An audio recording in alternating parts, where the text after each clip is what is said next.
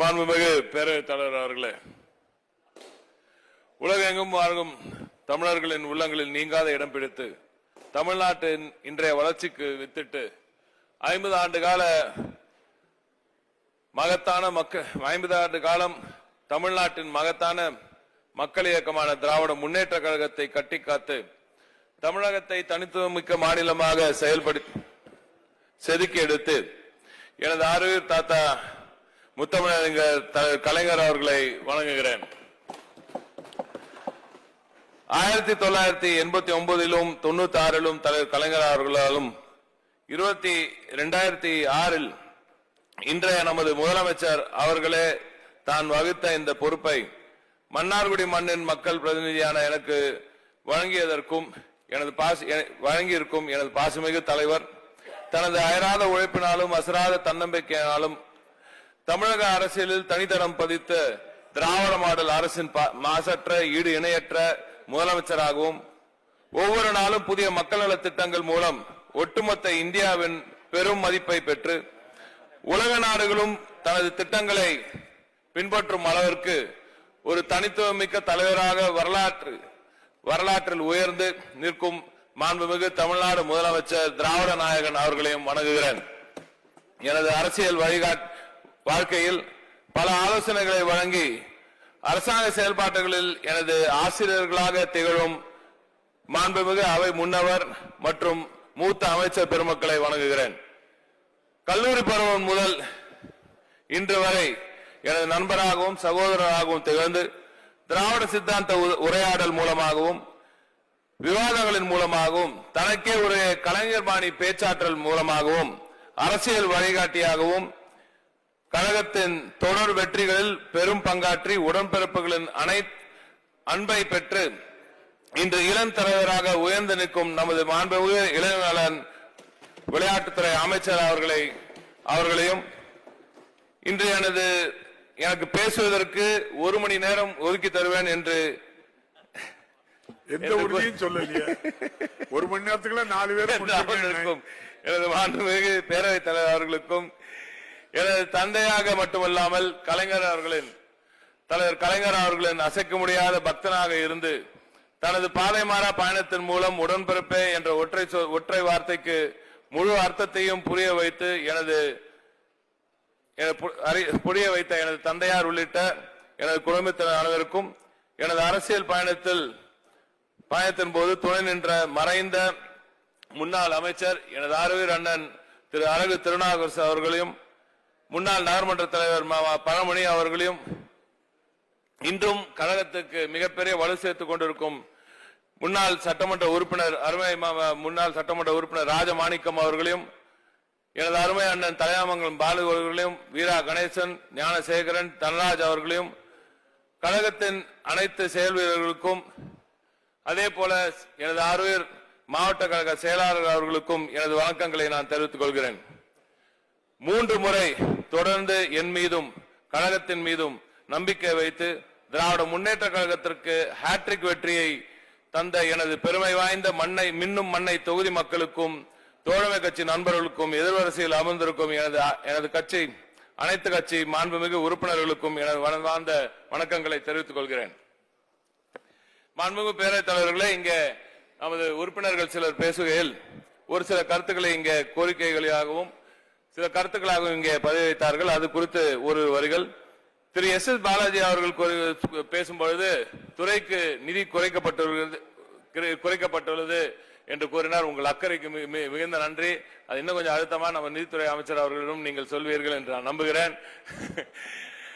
ஆனால் நீங்கள் வருத்தப்பட வேண்டாம். நிதித்துறை அமைச்சர் இந்த பொறுப்பை அலங்கரித்தவர். எனவே அவர் எனது வழியை எல்லாம் முழுமையாக புரிந்தவர் அவர் என்ற முறையில் இந்த நிதி ஒதுக்கும் பொழுது இங்க சப்சிடி தான் பெருமளவு சப்சிடி தான் கொடுக்கிறோம். அது தேவையான போது எந்தெந்த நிறுவனங்கள் வருகின்றனவோ அவர்கள் வரும்போது இன்சென்டிவ்ஸ் கொடுக்கிறோம். இன்சென்டிவ்ஸ் கொடுக்கும் பொழுது நிறுவனங்கள் வரும்போது கேட்கும் போதெல்லாம் கொடுக்கும் மாபெரும் தலைவராக முத்தமிழர்கள் தலைவர் கலைஞர் அவர்கள் பிள்ளையாக எனது மாண்புமிகு நமது திராவிட நாயகன் நமது முதலமைச்சர் அவர்கள் திகழ்கிறார்.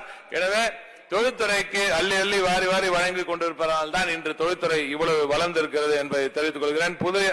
அதே போல லாஸ்ட் இயர் ஜிம்முக்கு போன வருஷம் ஜிம்முக்கு வந்து ஒரு 100 கோடி ரூபாய் நிதி ஒதுக்கணும். சோ அதுவும் இந்த முறை வந்து குறையுது. சோ ஆக இந்த ஒரு காரணத்தினால்தான் இந்த நிதி குறைப்பு. அதே போல கோட்ரேஜ் நிறுவனம் என்ன செஞ்சுட்டு இருக்கு, அதோட டெவலப்மெண்ட் எப்படி இருக்குன்னு கேட்டீங்க. டிசம்பர் மாதத்தில் அந்த கோட்ரேஜ் நிறுவனத்தின் அந்த தொழிற்சாலை உற்பத்தியை துவங்கும் என்ற அந்த மகிழ்ச்சியான செய்தியை இங்க உங்க பேரவைத் தலைவராக தெரிவித்துக் கொள்கிறேன். அதை தாண்டி அதே கோட்ரேஜ் நிறுவனம் சீக்கிரமாக வெகு விரைவில் தஞ்சை தரணியில் பாமாயில் உற்பத்தியில் இறங்க இருக்கிறார்கள் என்ற செய்தியும் இங்கே தெரிவித்துக் கொள்கிறேன். இவி சார்ஜஸ், இவி பொறுத்தவரை எலக்ட்ரிக் வெஹிக்கிள்ஸை எப்படி நீங்க ஊக்கப்படுத்துறீங்க என்று கேட்டீங்க.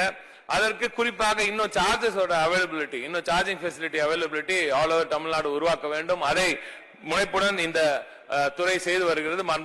முதலமைச்சர் அவர்கள் உத்தரவின்படி ஒரு ஸ்கிராப்பிங் பாலிசியும் அரசின் கவனத்தில் இருக்கிறது. எனவே அது வரும்போது இன்னும் கொஞ்சம் ஊக்கப்படுத்தும். அதே போல நமது சாத்தூர் ரகுராமன் அவர்கள் நேரிலே சந்தித்தார். ஆலங்குளம் பிளான்ட் வந்து நீங்க ஸ்லோ டவுன் ஆகுது அதுன்னு கொஞ்சம் வருத்தப்பட்டார். அப்படியெல்லாம் எந்த ஒரு பிரச்சனையும் இல்லங்க, நீங்க கவலையே வேண்டாம். ஆலங்குளமும் சரி அரியலூரும் சரி இன்னும் அங்கே உற்பத்தியை பெருக்குவதற்கான வேலைகளை இந்த அரசு செய்து கொண்டு இருக்கிறது. நீங்க கவலைப்படாமல் இருங்கள். அதே போல நீங்க அந்த நிலத்தை கொடுத்ததற்கு நீங்கள் உங்க குடும்பத்தினர் நிலத்தை கொடுத்ததற்கு மீண்டும் ஒரு முறை நன்றியை தெரிவித்துக் கொள்கிறேன். இந்த லைட்டர் மேட்டர் கேட்டீங்க நீங்க, அதை பொறுத்தவரை மாண்புமிகு முதலமைச்சர் அவர்கள் தான் முதல் முறை ஒன்றியத்துக்கு ஒரு கடிதம் எழுதி அதன் பிறகுதான் ஒன்றியம் அதன் கவனத்தில் எடுத்து அந்த லைட்டர் நம்ம தீப்பெட்டி தொழிலாளர்களின் நலனை பாதுகாத்த ஒரு மாபெரும் முதலமைச்சராக, தலைவராக, குடும்ப தலைவராக இன்று நமது முதலமைச்சர் அவர்கள் தெரிவிக்கிறார். இப்போ வரது வந்து கொஞ்சம் நிறைய இன்ஃபில்ட்ரேஷன் இருக்குன்னு சொல்றாங்க. நிறைய அதாவது ஒரு தவறான முறையில நிறைய புதிய லைட்டர்ஸ் எல்லாம் உள்ள வருதுன்னு சொல்றாங்க. அதையும் தடுக்கணும் என்று நீங்க கேட்டிருக்கிறீர்கள். நிச்சயமாக அரசு அதை கவனத்தில் கொள்ளும். அதே போல பல எம்எல்ஏஸ் நீங்க வந்து சிப்காட் கேட்டிருக்கீங்க. இங்க இன்று காலை முதல் பலரும் இங்க வந்து பல சிப்காட்டுகளை புதிதாக உருவாக்க வேண்டும் என்று கேட்டிருக்கீங்க. அனைவரும் அந்தந்த பகுதியில் விவசாய பெருங்குடி மக்களுக்கு எந்த ஒரு பாதிப்பும் இல்லாமல் நிலத்தை எடுத்து தந்தால் அண்ணன் அவர்களுக்கு நிச்சயம் எடுத்து தந்தால் நிச்சயமாக அங்கே புதிய சிப்காட்டுகளை உருவாக்குவதற்கான பணியை இந்த அரசு செய்யும். நமது எம்எல்ஏ அண்ணன் ராமச்சந்திரன் அவர்கள் பேசுகையில் இந்த என்டிடி ஸ்கில் ட்ரைனிங் சென்டர் என்னாச்சுன்னு கேட்டிருந்தீங்க. அதற்கு கன்ஸ்ட்ரக்ஷன் ஏற்கனவே ஆரம்பிச்சாச்சு. அந்த பணிகளும் விரைவில் முடிக்கப்படும்.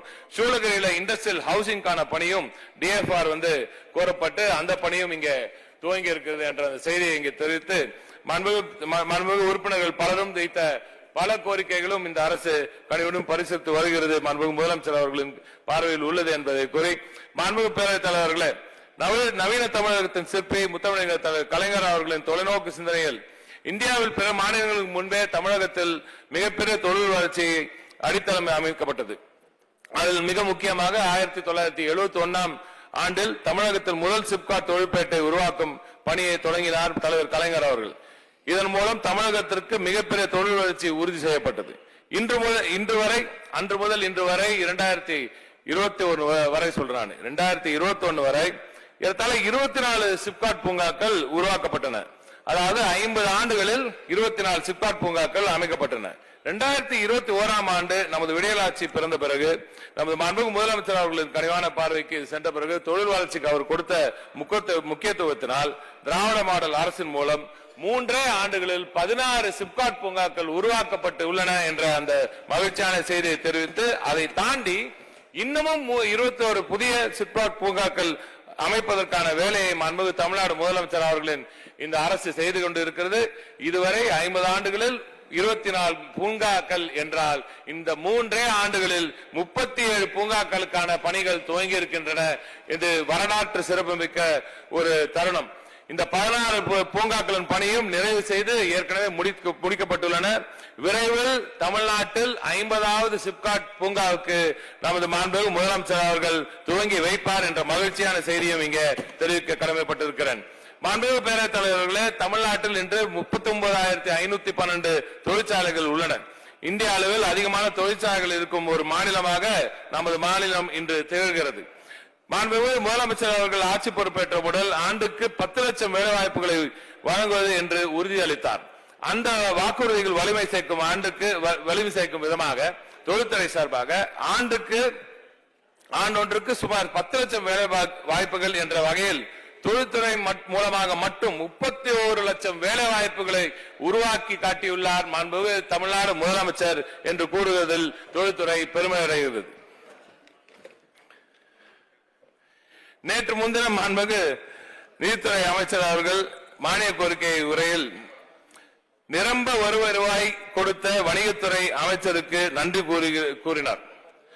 ஆனால் வணிக வரிக்கு வணிகம் முக்கியம் என்பதையும் அதற்கு அவர் அலங்கரித்த இந்த தொழில்துறை மிகவும் முக்கியம் என்பதையும் அவர் மறந்துவிட்டார்.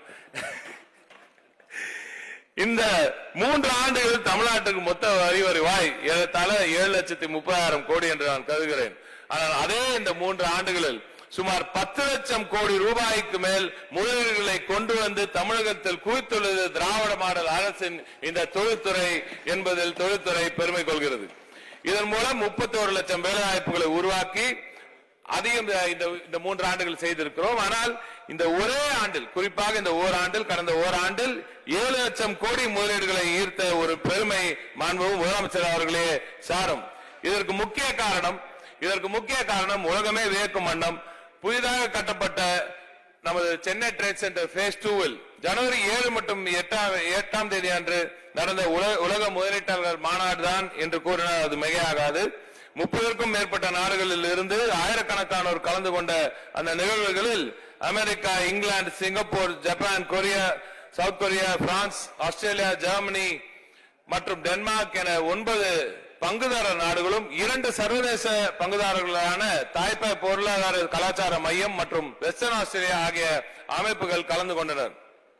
இதன் மூலம் கடந்த அதிமுக ஆட்சியில் நடத்தப்பட்ட உலக முதலீட்டாளர்கள் மாநாட்டில் மூலம் ஈர்க்கப்பட்டதாக சொல்லப்படும். ஏன் சொல்லப்படும் சொல்றது உங்களுக்கு தெரியும். நிறைய சொன்னாங்க, அவ்வளவு வரல. அதுக்குள்ள இப்ப நான் அவங்க இல்லாத நேரத்தில் நம்ம போனா இல்லாத நேரத்தில் நீங்க பேசிட்டீங்கன்னு சொல்லுவாங்க. எனவே அதை நான் ஒரு அவை அடக்கம், அவை மரியாதை அதை ஒட்டி அதை நான் விட்டு விடுகிறேன். ஏன்னா அவங்க இருக்கும்போது விவாதித்தா அது நாகரிகமாக இருக்கும் என்று நான் நம்புகிறேன். எனவே அதை ஒதுக்கி விடுகிறேன். ஆனால் அவர்கள் ஈர்த்ததாக சொல்லப்படும் அந்த கூட்டுத்தொகையை விட நமது மாண்புமிகு முதலமைச்சர் அவர்களின் இந்த அரசு அதிகமாக ரூபாய் 6,64,180 கோடி ரூபாய்க்கான முதலீடுகளை ஈர்த்து ஒரு பெருமை வாய்ந்த ஒரு முதலமைச்சராக நமது முதலமைச்சர் இங்கே வீட்டிருக்கிறார். அதுவும் குறிப்பாக சொல்லணும்னா அவங்க கொண்டு வந்த அந்த 2 ஜிம்ல கன்வர்ஷன் ரேட் நீங்க பார்க்கணும். முதல்ல எவ்வளவு பல ஸ்டேட் பல விஷயங்கள் சொல்றாங்க. நாங்க 20 லட்சம் கோடின்றாங்க, 10 லட்சம் கோடின்றாங்க, 33 லட்சம் கோடி எல்லாம் ஒரு சில பேர்லாம் சொல்றாங்க. அவங்களோட ஜிஎஸ்டிபி எல்லாம் பன்மடங்கு ஜாஸ்தியா சொல்றாங்க. ஆனால் நான் கூற விரும்புவது அந்த கன்வர்ஷன் ரேட் எவ்வளவு முதலீடுகள் அங்க எம்ஓயு போடப்படுகின்றன, அதுல எவ்வளவு ஒரு தொழிலாக மாறி அதன் மூலம் வேலை வாய்ப்புகளா மாறுது என்பது ரொம்ப முக்கியமான ஒரு விஷயம். அதை தான் கன்வர்ஷன் ரேட் என்று கூறுகிறோம். அந்த கன்வர்ஷன் ரேட்டை பொறுத்தவரை மீண்டும் அவர்கள் இல்லாதனால ரொம்ப டீட்டெயிலுக்குள்ள போல. ஆனால் மிக சொற்பமான கன்வர்ஷன் ரேட் தான் சென்ற அவர்களின் ஜிம் 1 மற்றும் 2 இருந்தது. ஆனால் இந்த ஜிம்மில், இந்த உலக முதலீட்டாளர் மாநாட்டில் நாங்கள் உறுதி கூறியதை போல அந்த மாநாட்டுக்கு நிறைவடையும் போதே மாண்பு முதலமைச்சர் இதுக்காக தனியா ஒரு கமிட்டி போட்டு இதை ஃபாலோ அப் பண்ணுவோம். அதை ஃபாலோ அப் செஞ்சு ஒவ்வொரு எம்ஓயும் கன்வெர்ட் ஆகிறதை நாங்கள் உறுதி செய்வோம் என்று கூறினார். அதை உறுதி செய்து இன்று இந்த 6-7 மாதங்களில் மட்டும் ஏறத்தாழ 631 எம்ஓஏக்கள் போடப்பட்டன. 631 எம்ஓஏக்களில் 379 எம்ஓஏக்கள் இன்று அட்வான்ஸ் ஸ்டேஜில் இருக்கின்றன. அதாவது 60%. நாங்க சொன்னது 50% மேல இருந்தாலே பெரிய விஷயம் எல்லாம் சொன்னாங்க.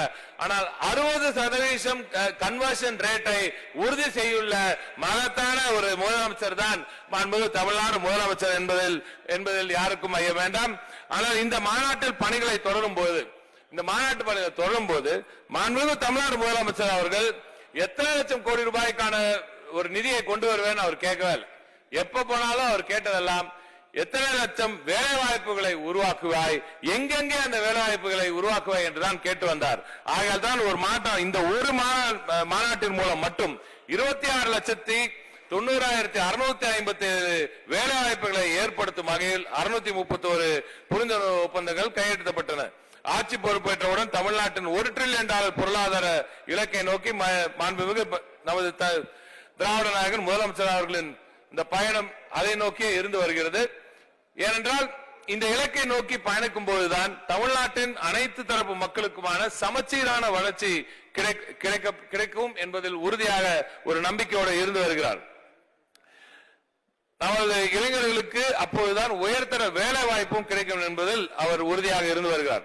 எல்லோருக்கும் எல்லாம் என்ற அவர் கூறுகையில் அதன் முழுமையான பொருளையும் புரிந்து கொண்டு அந்த இலக்கை நோக்கி அவரின் செயல்பாடுகளை அமைத்து வருகிறார். எனவேதான் முதலீட்டாளர்களின் மாநாட்டின் மூலம் வேலைவாய்ப்புகளை உறுதி செய்வதோடு பரவலாக்கப்பட்ட வளர்ச்சியும் உறுதி செய்ய வேண்டும் என்று அவர் உறுதியாக இருந்தார். அதுவும் குறிப்பாக தென் தமிழகத்திற்கும் டெல்டா பகுதிகளுக்கும் மேற்கு மண்டலத்துக்கும் புதிய தொழில் பூங்காக்கள் தொழிற்சாலைகளும் கொண்டு வர வேண்டும் என்று மாண்புமிகு முதலமைச்சர் அவர்கள் உத்தரவிட்டார். அதன் விளைவாகத்தான் மிக பெரும் முயற்சிக்கு பிறகு உலகமே விரைந்த ஒரு பிரசித்தி பெற்ற ஒரு வின்ஃபாஸ்ட் மின் வாகன உற்பத்தி நிறுவனம் தூத்துக்குடிக்கு கொண்டு வரப்பட்டது. அதுவும் மிகப்பெரிய ஒரு வரலாற்று காணாத ஒரு பேரிடரை தொடர்ந்து தூத்துக்குடி சந்தித்த அந்த நிலையில் அந்த காயங்களுக்கு ஒரு மருந்தாக தூத்துக்குடி தொழில் வளர்ச்சிக்கு ஒரு புதிய ரத்தம் பாய்ச்சியுள்ளார் நமது மாண்புமிகு தமிழ்நாடு முதலமைச்சர் அவர்கள். இதன் மூலம் தூத்துக்குடி மற்றும் சுற்றுவட்டார பகுதிகளில் மின்வாகன உற்பத்தி மற்றும் அதை சார்ந்த பல புதிய நிறுவனங்கள் அமைந்து பல்லாயிரக்கணக்கான இளைஞர்களுக்கு உயர்தர வேலை வாய்ப்புகள் நிச்சயம் உறுதி செய்யப்பட்டுள்ளன. அதே போல வரலாற்றில் முதல் முறையாக டெல்டாக்காரன், நான் ஒரு டெல்டாக்காரன் என்று அவர் பெருமையாக கூறிக்கொள்ளும் நமது டெல்டாக்காரன் முதலமைச்சர் அவர்கள் டெல்டா பகுதியில் தொழில் வளர்ச்சிக்காக ஊக்குவிப்பதற்காக 300 ஏக்கர் பரப்பளவில் 120 கோடி ரூபாய் செலவில் புதிய சிப்காட் தொழில் பூங்காவை அவர் அறிவித்திருக்கிறார். நமது மாண்புமிகு முதலமைச்சர் அவர்கள் இந்த பணி தொடங்குவதற்கு முன்பாகவே பல நிறுவனங்கள் ஏற்கனவே நிறைய இன்ட்ரெஸ்ட் காமிச்சிட்டு வராங்க. அதனால நிச்சயமாக டெல்டா மக்களுக்கு டெல்டாக்காரன் நமது முதலமைச்சர் அவர்கள் வேலைவாய்ப்பை நிச்சயம் உறுதி செய்வார் என்று கூறுவதில் இந்த துறை பெருமகிழ்ச்சி அடைகிறது. விரைவில் புதுக்கோட்டைக்கும் மாண்புமிகு அமைச்சர் உள்ளிட்ட அனைவருக்கும் சொல்றேன், விரைவில் புதுக்கோட்டைக்கும் புதிய சிப்காட்டுகள் உருவாக்கப்படும் என்ற அந்த மகிழ்ச்சியான செய்தியை இங்கே தெரிவித்துக் கொள்கிறேன். அதான் சொல்லிட்டேன், எல்லாருக்கும் நிச்சயமா இருக்கு. கடலூர் தான் நீங்க சொல்லிட்டீங்களா? அதான் எல்லாம் ஒட்டுமொத்தமா சொல்லிட்டேன். எல்லாரும் கேட்டீங்க, எல்லாருக்கும் இருக்கு. இவங்க எல்லாரும் கேட்கறது அதே அல்ல, கேட்கறது அவங்க எங்க மாவட்டத்துக்கு உண்டாண்டி கேட்கல, டைம் பார்க்க காட்டுறாங்க எல்லாரும். முடிஞ்சு 100 ஆண்டுகளுக்கு முன்னரே மிகப்பெரிய தொழில் வளர்ச்சி கண்ட கோவை உள்ளிட்ட மேற்கு மண்டலத்துக்கு அப்பகுதிகளில் சார்ந்தவர்கள் ஆட்சியில் இருந்த போது கூட எந்த ஒரு புதிய தொழில் வளர்ச்சியையும் கொண்டு வரவில்லை என்ற மக்களின் கோரிக்கையை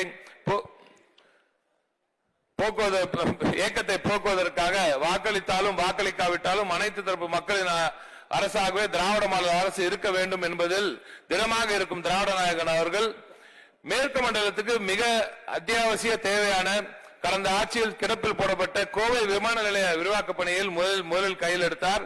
ஆட்சி பொறுப்பு ஏற்றவுடன் ஏறத்தாழ 2100 கோடி ரூபாய் நிதி ஒதுக்கி அந்த வேலைகளை இப்பொழுது முழுமையாக முடிக்கப்பட்டு, அதுவும் கடந்த 6-7 மாதங்களில் பல முக்கிய கூட்டங்களை போட்டு அந்த வேலைகள் இப்போ முழுமையாக முடிக்கப்பட்டு வெகு விரைவில் கோவை விமான நிலைய விரிவாக்க பணி தேவையான அனைத்து நிலையெடுப்பு பணிகளும் முடிக்கப்பட்டு வெகு விரைவில் அந்த விரிவாக்க பணி துவங்கும் என்று கூறுவதில் இந்த துறை பெருமை கொள்கிறது. கோவை உள்ளிட்ட மேற்கு மண்டல மக்களுக்கு இந்த செய்தி மிகுந்த மகிழ்ச்சியை நிரம்ப தரும் என்று நிச்சயம் நம்புகிறோம். இதன் மூலம் கோவை மக்களுக்கு தேர்தல் நேரத்தில் திமுக கொடுத்த பெரிய வாக்குறுதிகள் ஒன்றை நிறைவேற்றுகிறோம் என்ற முறையிலும் சொன்னதை செய்யும் திமுக உடன்பிறப்பு என்ற முறையிலும் பெருமை கொள்கிறேன். அதே போல மேற்கு மண்டலத்தில் மிகப்பெரிய தொழில் வளர்ச்சியை வடமேற்கு மண்டலத்தில் மிகப்பெரிய தொழில் வளர்ச்சியை உருவாக்க வேண்டும். மேற்கு மண்டலத்திலும் டிட்கோ சிப்காட் பூங்கா வாரப்பட்டியிலும், சேலத்தில் கைத்தறி பூங்காவையும், திருப்பூர் மற்றும் சேலத்தில் மினி டைடல் பூங்காவையும் இந்த அரசு நிறுவி வருகிறது. மிகப்பெரிய வளர்ச்சியை இந்த பகுதிக்கு கொண்டு வருவதில் மாண்புமிகு முதலமைச்சர் அவர்கள் முனைப்பாக இருக்கிறார். திரு அருள் அவர்கள் நேற்று இங்கே பேசும்பொழுது கூட சேலம் விமான நிலைய விரிவாக்க பணியை குறித்து அவர் கேட்டார். அதுல கிட்டத்தட்ட ஒரு 177 ஏக்கர் நிலம் எடுக்கும் பணி அங்கே துவங்கிவிட்டது. வெகு விரைவில் அந்த விமான நிலைய விரிவாக்க பணியும் நிச்சயம் முடிக்கப்படும். வடமேற்கு பகுதிகளுக்கு குறிப்பாக முத்தமிழர் கலைஞர் அவர்களின் காலத்திலேயே ஹொசூர் பகுதிக்கு மிகப்பெரிய தொழில் வளர்ச்சியை கொண்டு வந்து சேர்க்க வேண்டும் என்பதற்காகத்தான் டிவிஎஸ் போன்ற பெருநிறுவனங்களை அங்கே கொண்டு வந்து சேர்த்தார். இப்பொழுது ஹொசூர் 2.0 என்று சொல்லும் அளவிற்கு ஹொசூருக்கு புதிய விமான நிலையத்தை ஒதுக்கி அறிவித்து மாண்புமிகு முதலமைச்சர் அவர்கள் அங்கே புதிய ஒரு இண்டஸ்ட்ரியல் ஒரு பெரிய புரட்சியை கிக் ஸ்டார்ட் செய்திருக்கிறார். வெளியே இருக்கும் சிலர் இந்த விமான நிலையத்தில் பல சந்தேகங்களை எழுப்பி வருகிறார்கள். ஒரு அரசாங்கம், அதுவும் திராவிட நாயகன் அவர்களின் அரசாங்கம் ஒரு திட்டத்தை அறிவிப்பதற்கு முன்னர் மிகுந்த உன்னிப்பாக அந்த திட்டத்தின் அந்த செயல்பாடுகளை எப்படி செய்ய முடியும், எப்படி அந்த திட்டத்தை செயல்படுத்த முடியும் என்பதை எல்லாம் தீர ஆராய்ந்து பிறகு இந்த திட்டத்தை அறிவிப்பார்கள் என்பதை மட்டும் இங்கே கூறி, நிச்சயமாக ஒசூரில் புதிய விமான நிலையம் அமையும் என்று உறுதியாக கூறுகிறேன். தமிழ்நாட்டின் பல பகுதிகளுக்கும் தொடர்ந்து அவர் திட்டங்களை கொண்டு வந்திருக்கார். இந்த நம்ம அவை முன்னோருக்கு ஒரே ஒரு சின்ன செய்தி அது சொல்லணும், அப்புறம் அவருக்கு வச்சுப்பாரு. அதனால வேலூரில் உள்ள டெல் மற்றும் மகிமண்டலம் பகுதியில் சிப்காட் உருவாவதற்கான பணிகள் துவங்கி இருக்கின்றன. வேலூரில் புதிய டைடல் நியோ பார்க் அது துவங்கும், அந்த பணியும் வெகு விரைவில் துவங்கும், வெகு விரைவில் திறப்பு விழா நடக்கும். இந்தியாவில் முதலீடு செய்ய எல்லோரும் முன்வரும் போது பல நிறுவனங்கள் இன்வெஸ்டர்ஸ் இங்கே வரும்போது முதல் கதவு தட்டுறது மாண்புமிகு முதலமைச்சர் அவர்களின் இந்த அலுவலகமாகத்தான் இருக்கிறது. ஆகையால் தான் இன்று டாடா, ஜாகுவார், லேண்ட் ரோவர் போன்ற பெருநிறுவனங்கள், அது ராணிப்பட் போன்ற வட மாவட்டங்களுக்கு அங்கே சென்று அவர்கள் புதிய நிறுவனங்களை துவங்குவதற்காக 9,000 கோடி ரூபாயில் 14,000 பேருக்கு வேலைவாய்ப்பு கொடுக்கும் இந்த மகத்தான நிறுவனம் டாடா, ஜாகுவார், லேண்ட் ரோவர் வாகன தயாரிப்பு நிறுவனம் இங்க வந்து சேர்ந்திருக்கிறது. அது ஒரே ஆண்டுல வின்பாஸும் வருது, டாடா லேண்ட் ரோவர் ஜெயலரும் வருதுன்னா இது வரலாற்று சிறப்பு மிக்க ஒரு தருணம். பேரவைத் தலைவர்களே, இது போன்ற ஒரு நிகழ்வு இதுவரை தமிழகத்தில் நடந்ததில்லை. இப்பொழுது தூத்துக்குடி, சென்னை, கோயம்புத்தூர், ராணிப்பேட்டை, ஒசூர் என்று 5 ஆட்டோமொபைல் ஹப்ஸ் கொண்ட ஒரே நாடாக மாநிலமாக நமது தமிழ்நாடு என்று விளங்குகிறது. இதை தாண்டி இந்த வெறும் ஆட்டோமொபைல்ல மட்டும் இல்ல, உற்பத்தி துறையில் மட்டுமில்லாமல் சேவை துறையிலும் மிகப்பெரிய சாதனைகளை படைத்து வருகிறார் நமது மாண்புமிகு முதலமைச்சர் அவர்கள். கடந்த ஒரே ஆண்டில் Hitachi Energy, UBS, Adidas, Qualcomm, Accordis போன்ற பல உலக பிரசித்தி பெற்ற நிறுவனங்கள் தங்கள் உலகளாவிய திறன் மையங்களை ஜிசிசி இங்கு அமைத்து வருகிறார்கள். எனவே மிகப்பெரிய வளர்ச்சியை பரவலாக்கப்பட்ட வளர்ச்சி அனைத்து செக்டர்லயும் கண்டு வருகிறது நமது Tamil Nadu. Honorable Speaker, sir, this year has also seen a historic office space absorption in Chennai, which highlights the huge influx of GCCs into Chennai. This government is taking all efforts to showcase Chennai as the fintech hub of India. The new fintech towers construction has commenced and 2 adjacent plots have also been allocated to 2 major players in the market.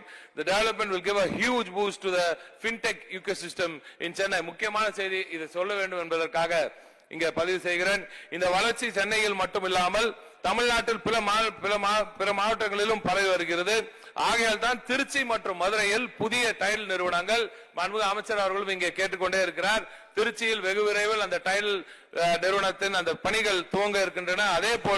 அதே போன்றுதான் நமது மதுரைக்கும் அந்த tail கட்டுமான பணிகள் வெகு விரைவில் துவங்கும் என்ற அந்த மகிழ்ச்சியான செய்தியை இங்கே தெரிவித்துக் கொள்கிறேன். தென் தமிழகத்தின் தொழில் வளர்ச்சிக்கு நாங்குநேரி தொழில் பூங்கா, பேரவைத் தலைவர் அவர்களே, இப்ப எக்ஸ்ட்ரா டைம் கொடுப்பீங்க நம்புறேன். அதனால நாங்குநேரி தொழில் பூங்காவிற்கும் சிக்கல்களை தீர்க்கிறது மிக முக்கியமான ஒன்று. அதுவும் முத்தமிழர் தலைவர் கலைஞர் அவர்களின் கனவு திட்டம். அந்த திட்டம், இந்த திட்டத்தில் ஏற்கனவே நம்ம அதில் இருக்கும் சிக்கல்கள் உங்களுக்கு தெரியும், அது கோர்ட்ல இருக்கிறதுனால டீடைல்குள்ள போக முடியாது. ஆனால் நாம் வழங்கிய அந்த நிலத்தை எடுத்துட்டோம். இப்போ அது மீண்டும் நம்மிடம் வந்துவிட்டது. ஒரு சில கேசுகள் எல்லாம் அதுல இருக்கு. அதற்காக அந்த பணியை முடுக்கிவிட்டு இந்த அரசாங்கம் மிக விரைவில் அந்த பணியை முடிக்கும் என்ற அந்த உறுதியை உங்களுக்கும் தென் தமிழகத்தில் உள்ள நமது மக்களுக்கும் தெரிவித்துக் கொள்கிறேன். மாண்புமிகு பேரவைத் தலைவர்களே, இப்படி தமிழ்நாடு முழுவதும் பரவலாக்கப்பட்ட வளர்ச்சியை உறுதி செய்துள்ளார் நமது மாண்புமிகு முதலமைச்சர் அவர்கள். ஆனால் தான் தமிழகம் இன்று பல்வேறு துறைகளில் கேபிட்டல் ஆக திகழ்கிறது. Honorable Speaker, sir, Tamil Nadu today is the industrial capital of India and South Asia. Tamil Nadu is the auto capital of India. Tamil Nadu is the electronics capital of India. Tamil Nadu is the EV capital of India. Tamil Nadu is the green energy capital of India. Tamil Nadu is the manufacturing capital of India. Tamil Nadu is the advanced manufacturing capital of India. Tamil Nadu is the footwear capital of India. Tamil Nadu is the textiles and apparel capital of India. Tamil Nadu is the R&D capital of India. Tamil Nadu is the heavy engineering capital of India. Tamil Nadu is the talent capital of India. And Tamil Nadu is the knowledge capital of India. இந்த இறுதியாக சொன்ன அந்த knowledge capital of India அதுதான் மிக முக்கியம். இந்த வெற்றி பயணம் தொடர வேண்டும் என்றால் தமிழ்நாட்டு தொழில் சிறப்புகளையும் இந்த சிறப்புகளையும் தனித்துவத்தையும் வெளிநாடுகளுக்கும் கொண்டு போய் சேர்ப்பது மிக அவசியம். ஆகையால் தான் பல நேரங்களில் துறை அதிகாரிகளையும் என்னையும் பல நாடுகளுக்கு அனுப்பி இந்த பல நாடுகளில் இருந்து இன்வெஸ்ட்மெண்ட் கொண்டு வரணும் என்று கோரி வருகிறார் மாண்புமிகு முதலமைச்சர் அவர்கள். சில நேரங்களில் அவரே நேரில் நேரம் ஒதுக்கி நேரடியாக முதலீட்டாளர்களை சந்திக்க அயல் நாடுகளுக்கும் சென்று பல்லாயிரம் கோடி ரூபாய் முதலீடுகளை ஈர்த்துள்ளார். நமது மாண்புமிகு முதலமைச்சர் அவர்கள் சமீபத்தில் சிங்கப்பூர், ஜப்பான், UAE, ஸ்பெயின் ஆகிய நாடுகளுக்கு அவர் பயணித்ததன் விளைவாக இன்று தமிழ்நாட்டிற்கு 10,882 கோடி ரூபாய், இந்த ஒரு 4 ட்ரிப்ல இருந்து மட்டும் 10,882 கோடி ரூபாய் முதலீடுகளும் 18,521 நபர்களுக்கு வேலைவாய்ப்பு உருவாக்கப்பட்டுள்ளது. வெகு விரைவில் மாண்புமிகு முதலமைச்சர் அவர்கள் அமெரிக்கா நாட்டின் பெருநிறுவனங்களின் தலைவர்களை சந்திப்பதற்காக அமெரிக்கா செல்ல இருக்கிறார் என்ற முக்கிய செய்தியும் இங்கே பதிவு செய்கிறேன். அமெரிக்காவில் வாழும் தமிழ் நெஞ்சங்களுக்கும் முதலீட்டாளர்களுக்கும் இந்த செய்தியை தெரிவிப்பதில் மகிழ்ச்சி அடைகிறேன்.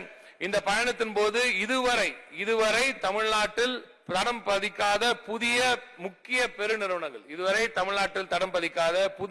பெருநிறுவனங்கள் முதலீடுகளை தமிழ்நாட்டில் கொண்டு வந்து சேர்க்கும் என்ற அந்த உறுதியை தங்கள் வாயிலாக அவைக்கு வழங்குகிறேன். தமிழ்நாட்டின் தொழில் முதலீட்டு கழகம் ஒரு சில லைன்ல மட்டும் அந்த 2 டிட்கோ மட்டும் ஒரு சில லைன் மட்டும் பதிவு செய்திருக்கேன். தமிழ்நாட்டில் முதலீட்டு கழகம் சிறப்பாக செயல்பட்டு கடந்த ஆண்டு மட்டும் 15.17 கோடி ரூபாய் வரவோடு மாண்புமிகு முதலமைச்சர் அவர்கள் கொடுத்திருக்கிறார். இந்த மாதிரி பல வருவாயை இந்த துறைக்கு கொடுத்தாலும் மாண்புமிகு அண்ணன் தங்கமணி அவர்கள் எங்களை கவனிக்கிறதில்லை. அதே போல TNPL மிக பிரம்மாண்டமான வளர்ச்சியை பெற்றுள்ளது. ஆமா, TNPL மூலமும் பிஃபோர் டாக்ஸ் இடத்துல 317 கோடி ரூபாய் வருவாயை பெற்றுள்ளது. TNPL காகித உற்பத்தியை மட்டுமல்லாமல் இப்பொழுது டிஷ்யூ உற்பத்தியிலும் TNPL நகரப் போகிறது. TNPL நீண்டகால பிரச்சனைகள், இந்த அரசு நீண்டகால பிரச்சனைகள் பலவற்றை தீர்த்திருக்கிறது. அதுவும் குறிப்பாக TNPL கரூர்ல மட்டும் 588 நபர்கள் 20 ஆண்டுகளாக அந்த பணியில் இருந்தாங்க.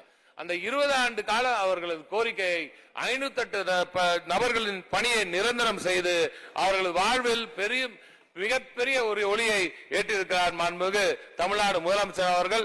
இதற்காக நமது CMD திரு சாய்குமார் அவர்களுக்கும் எனது நன்றியை நான் இந்த நேரத்தில் தெரிவித்துக் கொள்கிறேன். இதே போல் அரியலூர் சிமெண்ட் ஆலை 30 ஆண்டு காலம் தீர்க்கப்படாத இந்த நிலப்பிரச்சனை, அண்ணா MLA இங்க இருக்காங்க, 30 ஆண்டு காலம் தீர்க்கப்படாத நிலப்பிரச்சனை வெகு விரைவில் தீர்க்கப்படும் என்ற உறுதியை இங்கே அளிக்கிறேன். இன்னும் ஒரு சில வாரங்களில் அதற்கான நல்ல செய்தி உங்களுக்கு வரவிருக்கிறது. மாண்புமிகு முதலமைச்சர் அவர்கள் அறிவிக்கப்பட்டு மிகுந்த வரவேற்பு பெற்ற வலிமை சிமெண்ட் வந்த பிறகுதான் இன்னைக்கு சிமெண்ட் விலை மிகப்பெரிய கட்டுப்பாட்டில் இருக்கிறது என்ற அந்த செய்தியை இங்கே பதிவு செய்ய விரும்புகிறேன். அதே போல அரியலூர் மற்றும் ஆலங்குளம் சிமெண்ட் தொழிற்சாலைகள் பல புதிய மாற்றங்களை கொண்டு வந்து அங்க உற்பத்தியை பெருக்கவிருக்கிறோம். அங்க எம்சாண்ட் குறித்து நீங்க கேட்டீங்க, அந்த அறிவிப்பும் இங்க சற்று நேரத்தில் வரவிருக்கிறது. டான்சமுக்கு அதே போல நம்ம அமைச்சர்கள் எல்லோரும் நீங்கள் அனைவரும் டான்சமுக்கு அதுக்குள்ள இல்லன்னா இப்படி டான்சமுக்கு நீங்கள் ஆதரவு தெரிவிக்க வேண்டும் என்ற அந்த கோரிக்கையை நான் இங்கே வைக்க விரும்புகிறேன். டான்சால்டைன் அந்த உற்பத்தியை பெருப்பதற்கும் அங்கே அவர்களுக்கு வேலை வாய்ப்பை பெருக்கும் இந்த வேலையும் இந்த அரசு செய்து கொண்டு இருக்கிறது. மாண்புமிகு பேரவைத் தலைவர்களே, மாண்புமிகு தமிழ்நாடு முதலமைச்சர் திராவிட நாயகன் அவர்களின் நல்லாட்சியில் தொழில்துறை வரலாறு காணாத பெரும் பாய்ச்சலோடு பீடுநடை போட்டு வருகிறது. இந்த வளர்ச்சிக்கு அடித்தளமிட்டுவது திராவிட மாடல் சித்தாந்தங்களும் சிந்தனைகளும் தான் என்று கூறினால் அது மிகையாகாது. தந்தை பெரியார், பேரறிஞர் அண்ணா, கலைஞர் அவர்களின் வழிகாட்டுதலில் ஒட்டிய மாண்புமிகு தமிழ்நாடு முதலமைச்சர் அவர்கள் இந்த அரசு செயல்பட்டு வருகிறது. திராவிட மாடல் சித்தாந்தங்களின் அடிநாதமே கல்வி இருப்பதால் தான் இன்று தொழில்துறையில் திறன் தலைநகராக நமது தமிழ்நாடு திறன் தலைநகராக இன்று திகழ்கிறது. இந்த வளர்ச்சி தொடர வேண்டும் என்றால் அறிவுசார் பொருளாதாரத்தை நோக்கி இந்த பயணம் தொடர வேண்டும். ஆகையால் தான் சென்னைக்கு அருகாமலேயே டிட்கோ மூலமாக அறிவுசார் நகரத்தை அறிவித்தார் மாண்புமிகு தமிழ்நாடு முதலமைச்சர் அவர்கள். படிப்பது மட்டும் உன் வேலை, மற்றதை நான் பார்த்துக் கொள்கிறேன் என்று ஒரு பாசமிகு தந்தையை போல தமிழகத்தின் அடுத்த தலைமுறையினரை வளர்த்தெடுத்து வருகிறார் மாண்புமிகு தமிழ்நாடு முதல்வர்கள். படி படி படி என்று உரக்க சொல்கிறது திராவிட சித்தாந்தம். ஆனால் இடி இடி இடி என்று சொல்கிறது இதற்கு எதிரான சித்தாந்தம். திராவிட நாயகன் மாண்புமிகு முதலமைச்சர் அவர்களின் அரவணைப்பிலும் பாதுகாப்பிலும் தமிழினம் வெல்லும், தமிழ்நாடு நிச்சயம் மென்மேலும் உயரும் என்று சொல்லி என் உரையை நிறைவு செய்கிறேன். மதிப்புக்குரிய தலைமைச் செயலர், மதிப்புக்குரிய தலைவர் செயலர் திரு சிவதாஸ் மீனா அவர்கள், மாண்புமிகு முதலமைச்சர் அவர்களின் செயலர்கள் திரு முருகானந்தம் IAS அவர்கள், உமாநாத் அவர்கள், சண்முகம் அவர்கள், அனு ஜார்ஜ் மேடம் அவர்கள், செயலாளர்கள் மற்றும் தனி செயலாளர் நிதித்துறை செயலாளர் அருமை திரு உதயச்சந்திரன் அவர்கள், எனது அருமை தொழில்துறை செயலாளர் அருண் ராய் அவர்கள் மற்றும் தொழில்துறை சார்ந்த துறை தலைமை உயர் அதிகாரிகளுக்கும் மாநில திட்டக்குழு துணைத் தலைவர் எனது அறிவியர் அண்ணன் ஜெயரஞ்சன் அவர்களுக்கும் அங்கே எனது திட்டக்குழு நண்பர்கள் அனைவருக்கும் எனது நன்றிகளை தெரிவித்து நிறைவு செய்கிறேன். நன்றி. இந்த அனௌன்ஸ்மெண்ட் ஒரு சில அறிவிப்புகளை இப்பொழுது வெளியிட விரும்புகிறேன். பதிவு பண்ணி ரொம்ப ஷார்ட்டா இருக்கிறது, அது மட்டும் முக்கியது மட்டும் படிச்சிருங்க. பதிவு பண்ணி தமிழ்நாட்டை விண்வெளி தொழிலில் முன்னணி மாநிலமாக மேம்படுத்த விண்வெளி தொழில் கொள்கை ஒன்று, ஸ்பேஸ் டெக் பாலிசி ஒன்று வெகு விரைவில் அறிவிக்கப்படும். சர்க்குலர் எக்கானமிக்கான ஒரு பாலிசி வெகு விரைவில் இங்கே கொண்டு வரப்படும். பொம்மைகள் மற்றும் பொழுதுபோக்கு மற்றும் குழந்தைகள் விளையாட்டு பொருட்கள் வடிவமைப்பு மற்றும் உற்பத்தியில் பெருமளவில் முதலீடுகளை ஈர்க்கும் வகையில் ஒரு சிறப்பு திட்டம் வெளியிடப்படும். கிரியேட்டிவ் எக்கானமியை ஒட்டி ஒரு சிறப்பு பாலிசி வெகு விரைவில் வெளியிடப்படும். தொழிலகங்கள் மற்றும் வளர்ந்த வர்த்தக சங்கங்களுடன் இணைந்து பணியாற்றி தொழில் நிறுவனங்களுக்கு ஆதரவு சேவைகளை வழங்குவதற்கும் மேலும் முதலீடுகளை ஈர்ப்பதற்கும் வழிகாட்டி நிறுவனத்தின் கிளை அலுவலகம் கோயம்புத்தூரில் தொடங்கப்படும். ஜப்பான் நாட்டு நிறுவனத்தினுடன் முதலீடுகளை அங்கிருந்து ஈர்க்கும் வண்ணம் ஜப்பான் டெஸ்க் ஒன்று உருவாக்கப்படும். அதே போல ஒரு டூரிசம் ப்ரொமோஷன் என்று ஒரு ஸ்பெஷல் செல் உருவாக்கப்படும். தமிழ்நாட்டில் சுற்றுலாவை ஊக்குவிக்க சிப்காட் மூலம் அங்கே நிலங்கள் எடுத்து தரப்படும். திருவள்ளூர் மாவட்டம் கும்மிடிப்பூண்டியில் வட்டத்தில் சுமார் 1500 ஏக்கர் நிலப்பரப்பில் உட்கட்டமைப்பு வசதியுடன் சிப்காட் தொழில் பூங்கா உருவாக்கப்படும். தூத்துக்குடி மாவட்டம் ஒட்டப்பிடாரத்தில் 1000 ஏக்கர் நிலப்பரப்பில் சிப்காட் தொழில் பூங்கா உருவாக்கப்படும். அரியலூர் மாவட்டம் உடையார்பாளையம் வட்டத்தில் 175 ஏக்கர் நிலப்பரப்பில் சிப்காட் பூங்கா உருவாக்கப்படும். திருச்சிராப்பள்ளி மாவட்டம் திருவம்பூர் வட்டத்தில் சுமார் 150 ஏக்கர் நிலப்பரப்பில் மேலும் ஒரு சிப்காட் தொழில் பூங்கா உருவாக்கப்படும். திருவாரூர் மாவட்டம் மன்னார்குடியிலும் கூத்தாநல்லூரிலும் சுமார் 150 ஏக்கர் நிலப்பரப்பில் 2 சிப்காட் பூங்காக்கள் உருவாக்கப்படும். காஞ்சிபுரம்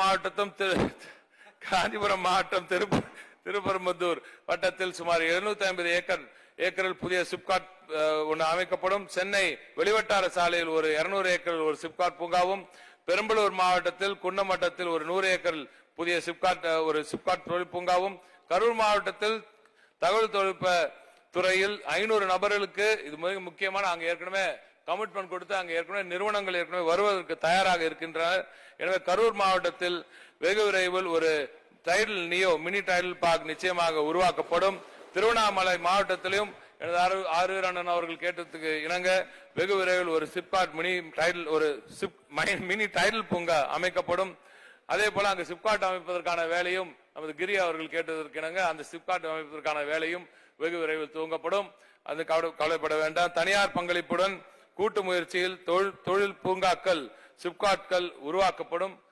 மாநிலத்தில் தொழில் வளர்ச்சியை ஊக்குவிக்கவும் வகையில் சிறு குறு நடுத்தர தொழில் நிறுவனங்களுக்கு இந்த ஆண்டு டிக் மூலம் ஒரு 2100 கோடி ரூபாய் கடன் வழங்கப்படும். சிப்காட் தொழில் பூங்காவில் ஒரு ப்ராடக்ட் டிஸ்பிளே சென்டர் ஒன்று துவங்கப்படும்.